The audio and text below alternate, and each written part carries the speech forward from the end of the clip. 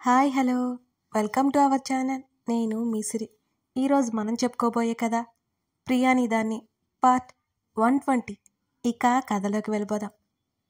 అక్కడ కొందరు హడావుడిగా, మరికొందరు మాటల్లో బిజీగా, ఇంకొందరు వస్తూ పోతూ. కళ్యాణ మండపం ఎలా ఉండాలో అచ్చు అలాగే ఉంది. అక్కడంతా ఆహ్లాదంగా అలా చూస్తున్న అవనికి మెయిన్ డోర్ నుంచి ప్రతిమ వస్తూ కనిపించింది. ప్రతిమని అక్కడ చూడగానే ఆమెకి రిలాక్స్ ఫీలింగ్ వచ్చింది. లేచి ఎదురు వెళ్ళింది. అవనిని చూడగానే ప్రతిమ చిన్నగా నవ్వింది. రావు అనుకున్నాను అని ప్రతిమని చూస్తూ అంది అవని. ప్రతిమ ఎంతగా ఏడ్చి ఉంటుందో మంకిన పువ్వు లాంటి ఆమె కనులు చెబుతున్నా. రాకూడదు అనుకున్నాను, కానీ వచ్చాను నిర్లిప్తంగా అంది ప్రతిమ. ఇద్దరూ అక్కడే కూర్చున్నారు. ప్రదీప్ పెళ్లికొడుగ్గా పీటల మీద కూర్చున్నాడు. అతన్నే చూస్తోంది ప్రతిమ. తనది కానిది తనకి ఎప్పటికీ లభించదు. కాసేపటికి పెళ్లి కూతురు కూడా పక్కనే వచ్చి కూర్చుంది. ప్రదీప్ ముఖంలో, ఆ అమ్మాయి ముఖంలో, ఇద్దరి ముఖాల్లో సంతోషం కనబడుతోంది. ప్రదీప్కి పెళ్లి ఇష్టం లేదు అనేలా కనిపించడం లేదు.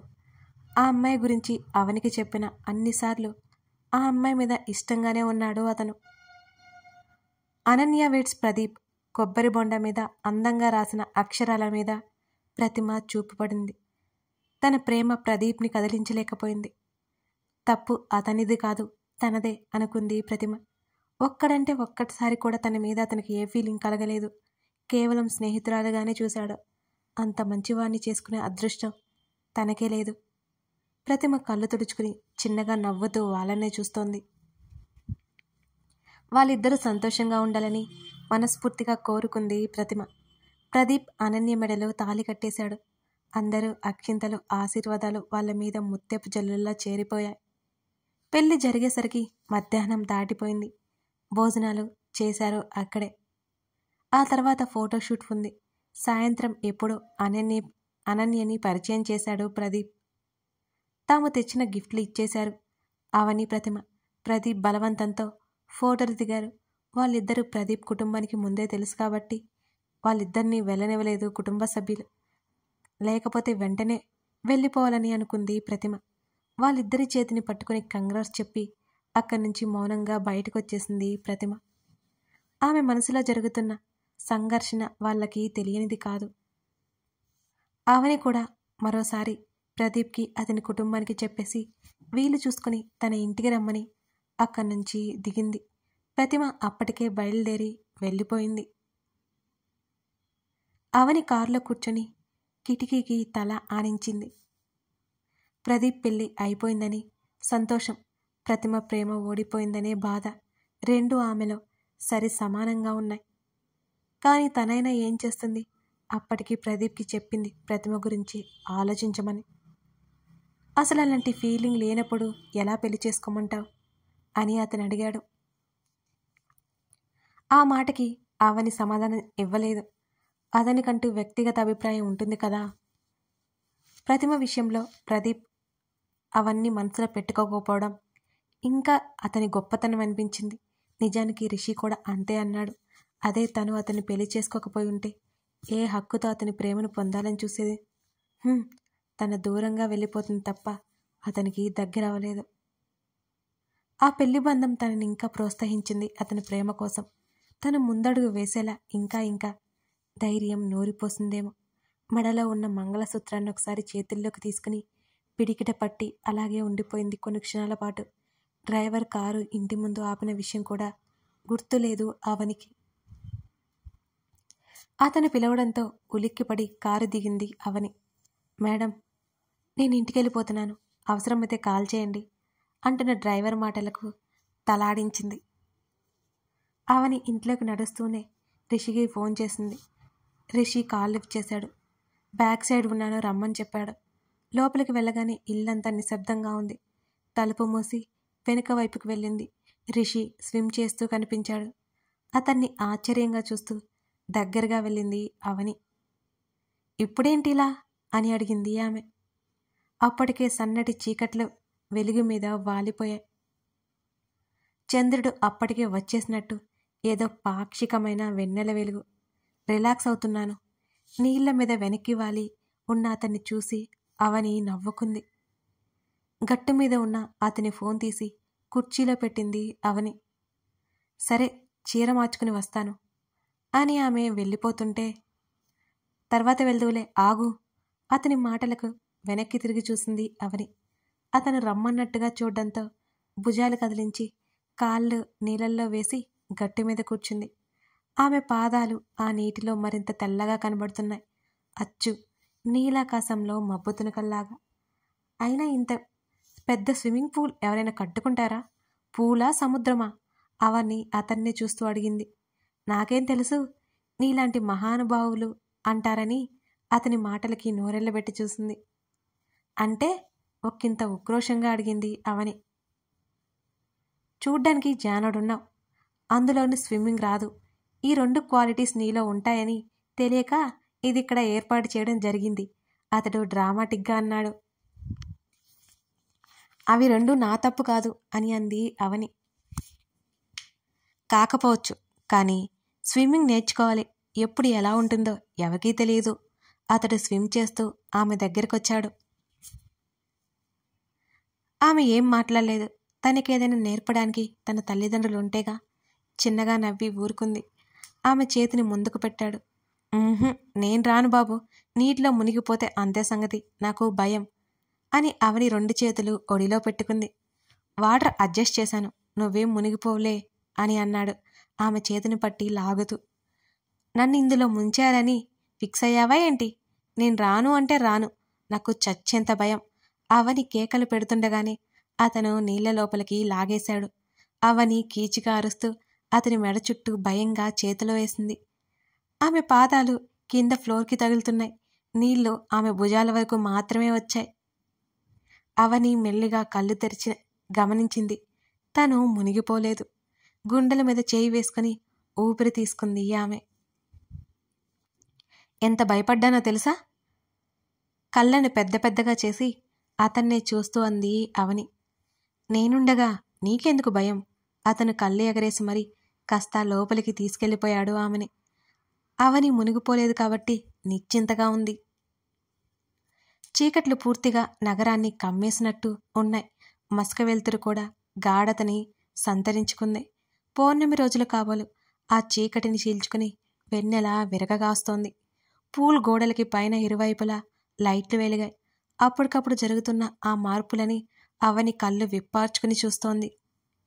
వాళ్ళని చుట్టేయాలని ఎంతో ఆతృతగా పిల్లగాలి తొందరపడుతోంది. తడిన శరీరం ఒక్కసారిగా చలికి వణికిపోతోంది.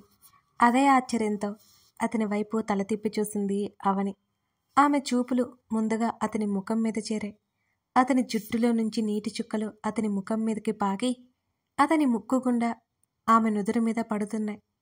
అద్దంలాగా దృఢంగా మెరిసిపోతున్న అతని ఛాతీ మీద ముత్యాల్లాంటి నీటి బిందువులు తిష్టవేశాయి. అతనిని వదిలి విడిపోవడం ఇష్టం లేనట్టుగా ఎంతగా ప్రయత్నించినా వాటి వల్ల కావడం లేదు. అతని శరీరం మీద నుంచి జారిపోక తప్పట్లేదు. అవని ముఖం ఎర్రబడిపోయింది. ఆమె పెదవులు ముడుచుకుపోయాయి. నేను వెళ్తాను. అతని చూపుల వాడికి ఆమె నిలవలేకపోయింది. కుదరదు. అతని గొంతు లోతుగా తీక్షణంగా వచ్చింది. అవని చుట్టూ చూసింది. వాటర్ తగ్గించడంతో మెట్లు కనిపిస్తున్నాయి. అన్ని నీళ్లల్లోనే ఉన్నాయి. 2 మాత్రం పైకి కనబడుతున్నాయి. తన నడుము చుట్టూ పడ్డ అతని స్పర్శకి ఆమె గుండె జల్లుమంది. వెన్నులో సన్నగా చలి పుట్టింది. తన నడుము వంపులో ఒత్తిగిపోతున్న అతని చేతి తాకిడికి అరమోడ్పు కళ్ళతో అతని వైపు చూసింది అవని. అతని చేతుల తాకిడికి ఆమె వడ్డానం కాస్త కిందకి జారింది. అవని అదిరిపడినట్టే కుచించుకుపోసాగింది.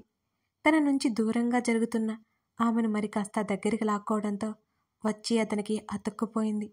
అక్కడ ఏం జరగబోతుందో ముందే గ్రహించిన చంద్రుడిని ఆ దృశ్యం చూడకుండా ఆట పట్టిస్తూ ఓ తెల్లని మబ్బు తునక అడ్డుకుంది. వెన్నెల ఒక్కసారిగా మస్కగా మారిపోయింది. వణుకుతున్న ఆమె పెదవుల మీద అతని పెదవులు నిలిచాయి. అది ఏమాత్రం ఊహించని అవని కళ్ళను వెడల్పు చేసుకుంది. ఆమె కనురెప్ప ఒక్కసారిగా కంటి గడప మీద వాలిపోయాయి. ఆమె శరీరం గాలిలో తేలిపోతున్నట్టు ఫీల్ అయిపోయింది. అప్రయత్నంగా అతని ఛాతీ మీద అరచేతిలో ఆనించేసింది. తడిచిన ఆమె చీర ఆమె శరీరానికి అతుక్కుపోయింది. అవనిలో మార్పులు గమనిస్తున్నాడతను. ఆమెలో ఈసారి కంగారు కనిపించలేదు. బిడియం మాత్రం స్పష్టంగా అర్థమవుతోంది. స్త్రీని పువ్వుతో ఎందుకు పోలుస్తారో అవనిని చూస్తేనే అర్థమైపోతుంది అతనికి. అంత సుకుమారమైన, సున్నితమైన, నాజూకైన, సృష్టికే అందం తెచ్చే స్త్రీని ఇంకెంత అపురూపంగా భావించాలో అనుకున్నాడు. గులాబీలా అందంగా కనబడుతుంది, ఆహ్లాదాన్ని అందిస్తుంది. అదే తన జోలుకొస్తే ముళ్ళులా గుచ్చుతుంది. ఇష్టసఖిని అదర చుంబనానికి అవని బుగ్గలు మందారాలైపోగా అతన్ని చూడలేక నానా అవస్థలు పడుతూ 2 చేతులతో బలంగా వెనక్కి నెట్టింది. ఆమె రెప్పలు నిలకడ లేకుండా వాలిపోసాగాయి. ఆమె మెట్ల వైపు పరుగున వెళ్లాలని చూస్తుంటే ఆ నీళ్లలో ఆమె వల్ల కావడం లేదు. ఆమె పూర్తిగా తడిచిపోయింది. ఒకసారిగా ముందుకు పడబోయి తమాయించుకుని లేచింది. హేయ్, ఆగు! అతను నీళ్ల మీద చేతులతో కొడుతూ ఆమె మీద దోశలతో నీళ్లు కొట్టేశాడు. అవని వెనక్కి తిరిగి చూడలేదు. అతని పెదవుల మీద చిరునవ్వు చెరగలేదు. అతనిలో ఏదో కొత్త ఉత్సాహం ఉరకలేస్తోంది. ఆమె మెట్లు ఎక్కి పైకి చేరేసరికి అతను డైరెక్ట్గా ఒక్క అంగలో పైకెక్కేశాడు. ఆ విషయం గమనించిన అవని పరుగులాంటి నడకతో ఇంట్లోకి వెళ్ళిపోయింది. అతను ఆమెను అనుసరించాడు. ఆ తడి బట్టలు ఈడ్చుకుంటూ మెట్ల వైపుకి పరిగెత్తింది. అక్కడే వదిలేసిన ఆమె బ్యాగ్, తన ఫోన్ అవన్నీ అతను పట్టుకెళ్ళి లిఫ్ట్ నుంచి పైకెళ్ళిపోయాడు. అవని అప్పుడే తలుపులు తెరుస్తూ కనిపించింది. ఆమె కంగారు కూడా ఆ సమయంలో అతనికి నచ్చేస్తోంది. ఆమె తడి అడుగులు గుర్తులు చూస్తూ లోపలికి నడిచాడు. అతను గదిలోకి వచ్చి తలుపులు వేయగానే కబోర్డ్లో టవల్ తీసుకుంటున్న ఆమె ఒక్కసారిగా ఉలిక్కిపడింది. ఆమె గుండె వేగం పైకే వినిపించినంత గట్టిగా కొట్టుకోసాగింది. అతన్ని తప్పించుకొని వెళ్ళిపోవాలని చూసినా ఆమె ప్రయత్నం ఫలించలేదు. అప్పటికే అతని బాహుల్లో బందీ అయిపోయింది. ఆమె తన ప్రేమలో బంధించడానికి అతను సిద్ధమైపోయాడు. ఆ సమయంలో అతనికి క్షణమైనా వదలబుద్ధి కావట్లేదు ఆమెని. నేను డ్రెస్ అని ఆమె అంతకు మించి ఇక మాటలు రానట్లు మిన్నుకుండిపోయింది. ఆమె శరీరంలో అణువణువు కెరటంలా ఎగిసెగిసి పడుతోంది. ఆమె గడ్డం కింద మునివేళ్లతో పట్టి తల పైకి ఎత్తాడు రిషి. ఆమె తల అయితే ఎత్తింది కానీ రెప్పలు వాల్చేసింది. కెంపులైన ఆమె చెంప చివర్ల మీద ముందుకు వంగి అతను ముద్దు పెట్టుకోగానే అతని మెడ చుట్టూ చేతులు బిగించింది అవని. వాళ్ళిద్దరి మధ్య దూరమైన దూరాన్ని గమనించి మరి కాస్త దిగువకు వచ్చి ఆమె చెవి పక్కన ముద్దు పెట్టుకున్నాడు అతను. ఆమె అదరాలు విపరీతంగా వణికిపోసాగాయి. ఆమెను అలాగే హత్తుకున్నట్లుగా ఆమె నడుము చుట్టూ కాస్త కిందకి జారిన ఆ సన్నటి వడ్డానం అతను తొలగించాడు. అవని గట్టిగా కళ్ళు మూసుకుంది. అతను మరి కాస్త ముందుకు వంగడంతో అతని ఊపిరి నేరుగా ఆమె మెడవంపులో, ఆమె భుజాన తగిలి ఇంకాస్త ముడుచుకుపోయింది. అతని గడ్డం ఆమె భుజం మీద నిలిచి ఆమె శరీరంలో సరికొత్త అలజడిని రేకెత్తించింది. ఆమె మెడలో ఉన్న నగలను అతను మెల్లిగా తప్పిస్తుంటే అతని భుజం దగ్గర ముఖం దాచేసుకుంది అవని. ఆమె చెవికి వేలాడుతున్న పెద్ద పెద్ద జుంకాలను తప్పించి ఆమె చెవి పక్కన చిరుముద్దు ఇచ్చాడు. ఆమెను అమాంతం చేతుల్లోకి తీసుకుని మంచం మీదకి చేర్చాడు. మీదకు ఉరుగుతున్న అతన్ని చూస్తూ ముఖం పక్కకు పెట్టేసుకుంది అవని. ముడుచుకొని ఉన్న ఆమె కాళ్ళను పట్టిలాగడంతో అవని ఉలిక్కిపడింది. బుజ్జి బుజ్జి పాదాల మీద అతని సుకుమారమైన ముద్దులు పడగానే ఆమె అదిరిపడి లేచి కూర్చుంది. పాదాలు లాక్కోబోతుంటే అతను వదల్లేదు.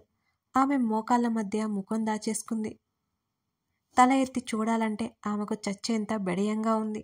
ఇంకా ఆమె పాదాలు అతని చేతుల్లోనే ఉన్నాయి. ఆమెకి ఏం చేయాలో పాలుపోలేదు. ప్లీజ్ వదులు, తప్పు. తన చేతిని పెట్టి అతని చేతులు విడిపించుకోవడానికి చూస్తోంది అవని. ఆమె అందియలను తొలగించాలనేది అతని ప్రయత్నం.